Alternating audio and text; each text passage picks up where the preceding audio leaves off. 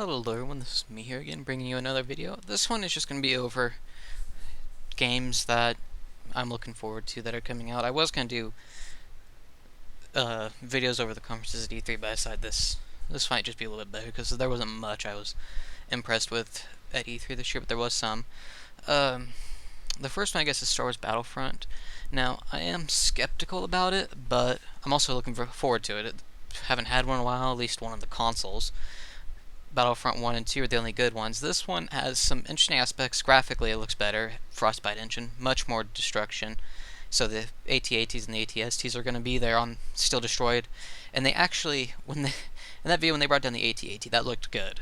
It just crashed. It actually made imprints in the sand or the snow and everything. So that looks good. They brought back heroes and everything. The things I'm kind of some of the game modes look good, but some of the things that I'm not too happy about is, as far as I know, we've known it now, that some of the, like I said, some of the games look good, but the one I'm hoping they add is Conquest, where you reduce the tickets down and everything. I'm hoping they keep that, and by what I've heard, they've kept AI, so you can have fights against the AI. So I'm hoping they have like instant action still in there, I guess I should say. And one another thing is, I like how you can customize your characters and everything, but I'm kind of worried that everyone's gonna have a jetpack. So I'm wondering how they're gonna maybe like your character's gonna have like an encumbrance. You can't put too much on them. So I'm hoping that kind of stays, or that's what happens there. And if you want like certain weapons, you have to like I guess by what I saw, you have to go and find these sections on the map and go to these like little reward things or whatever. So apparently that's how it's going to be, and I'm worried that's how it's going to be with vehicles. So because I kind of liked it when there's like a vehicle there by the command post. That was like that was a base right there. So they had some vehicles you get in, but not. They say they want to do it to improve exploration, but what's there really to explore? Honestly, and this is just people fighting, so there's not really anything that needs to be there for exploration. So I'm worried about that in some aspects of. Are you gonna have to go find these like little symbols hovering on the ground, pick up the vehicle and everything? That's some things I'm worried about. But other than that, I think the game looks good. But it's kind of sad that you can't. The AT-AT goes on its own. It walks on its own and everything, so you can't really control it. But you can, you can use it as a weapon. You can shoot, use the guns that are on everything. You just can't pilot it, which is kind of fine because the only map it was really on, I think, was Hoth in the original one, and really the only spot it went to was the shield generator, and there was no other reason to have it then. They went there and they just kind of stayed at the shield generator, so who really cares about piloting that? So I'm kind of happy about this, especially with the game modes, Walker Assault. That looked interesting. But it doesn't it only covers the Rebels and the Empire, the Galactic Civil War era, I should say. There's no Clone Wars era, which is kind of sad. I would have been fine if the campaign was only the Galactic Civil War, but I wish they would have kept in, like, if they're going to do instant action, hopefully, they kept in the Clone War eras to be able to just play as them. That is one thing that I was hoping forward to that I'm kind of disappointed because I really liked playing the Clone Wars era. And of course, it doesn't have space battles, but honestly, I really didn't care for that. I wasn't too impressed with those. That seemed like a separate game all on its own, but moving on, Dark Souls 3 was announced. Nothing much to say. I'm looking forward to it, but at the same time, I'm kind of worried that this is going to become a yearly thing. They're going to toss these things out like Call of Duty, but who knows? I'm going to play when it comes out, but as far as we know, the only thing I've really seen that's different is you drag boys around and you have to like stab them or whatever, do a little ritual to be able to summon someone, which is kind of neat. But that's really all I've heard about it. But hopefully that'll be good. Um, there was a 3-player Zelda game, kind of co-op. It's not 4 swords or anything. This is just there's I guess 3 links. That looked interesting. You have to literally use everyone. You have to all 3 of you have to like really be in sync, like in this game, to be able to get through stuff. That looked fun, very interesting. I'm really looking forward to that. When it takes place, who knows? But it might just be a spinoff. But it looked good. It looked like a Zelda game. I'll surely buy that. I'll definitely enjoy it. There was another one. I can't remember the name of it. It looked really good. Very interesting. It had the female as the main character, and it was like kind of in the future, kind of an apocalyptic world, but there's like robot giraffes or something like that. I'm sure someone knows what I'm talking about. She had like a bow and arrow. It looked very interesting and really good. There's like these giant robot dinosaurs or something like that, and she used the bow to be able to take them all down. It looked amazing. That was one I was never heard about before. I really was impressed with that. That one will be something that I definitely buy in the future. I don't know much else about besides the fact that something happened to the world, so there's not. It doesn't look like there's humans around or anything. So that it, I'm assuming it's like survival type game. I'm assuming there's like small little villages or something now, but it takes place kind of in our time, but apocalyptic trees of Ogre and everything. So there's really nothing much humanity left, but it looked really good. Okay, next would be No Man's Sky. I'm looking forward to this one simply just because of the fact that it's just a giant galaxy that what they said our sun would burn out in real time before we even ventured the whole entire galaxy in the game. And also, if you're looking for someone to join someone, it's very rare that you're going to even find other people in the galaxy, which what makes it even more interesting is that there's little stations across the galaxy that you can land at. I believe trade. I'm assuming if I remember correctly.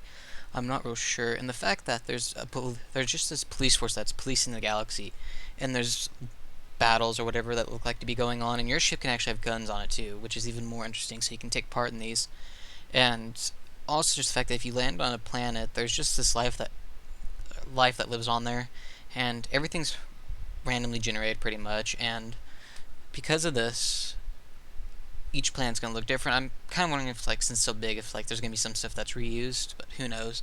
But if you destroy stuff on a planet, like, or kill like a creature or whatever, then there's gonna be this like police force. Since I mentioned the police force, they'll come after you for doing that. So there can be a bounty on your head, and I find that just so intriguing. And also the fact that kind of if there is an objective, it's you're supposed to make it to the center of the galaxy and see what's there. So I'm really looking forward to that. Maybe it's gonna be like a supermassive black hole that's in the center, but who knows?